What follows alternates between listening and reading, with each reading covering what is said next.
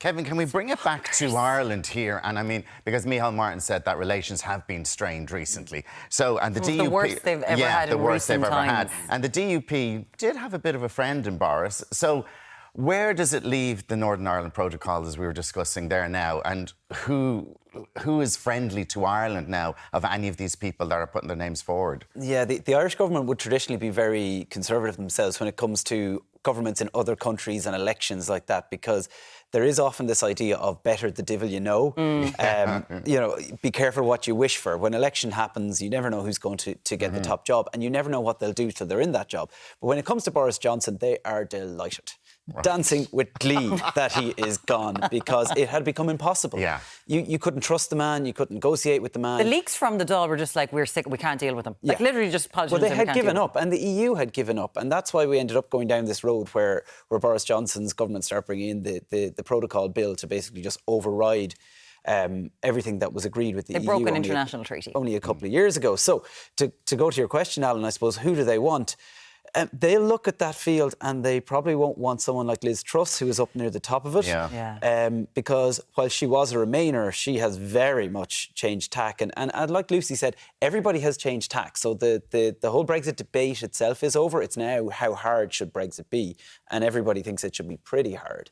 So we're so far down the road now that nobody wants to turn back because they know they wouldn't have a hope in hell of winning the leadership. So the Irish government would probably like somebody like Jeremy Hunt, who was former Chancellor, was close with Theresa May, so was on that more moderate side, accepted that Brexit had been voted, but I don't see him in the final shake-up this time. He lost to Boris Johnson the last time out. Yeah. So if you break it down, Priti Patel, don't even go there, Muireann. I can't, starve them out of it for the Northern Ireland Protocol. Would Rishi Sunak be the worst option? Himself and Pascal Donoghue are pretty close. Yeah. They get along really well. They do. Pascal Donoghue and him would have met several times. And there's also... They've got Star Wars things. They've got Star Wars in common, and I mean, if that's not bonding, what is? That's what they do. They love Star Wars. My God, if this is our future. Far, far galaxy.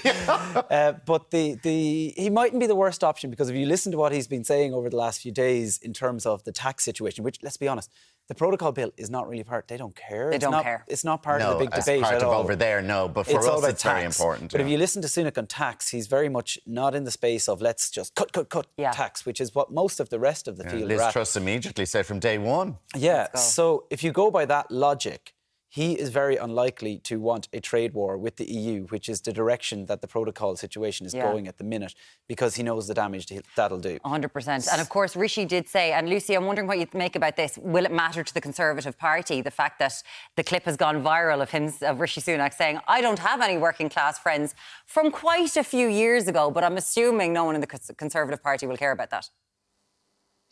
I think you're probably right. It's obviously lit up left-wing activists on social media who find it a bizarre sort of thing for him to say in such an offhand way. But I think you're right. For this particular selectorate, I don't think that will damage him too much. But just to say one thing, I do think that the Northern Ireland Protocol Bill is hotting up as a bit of an issue, because some of the hardline Brexiteers in the contest really want to push the agenda.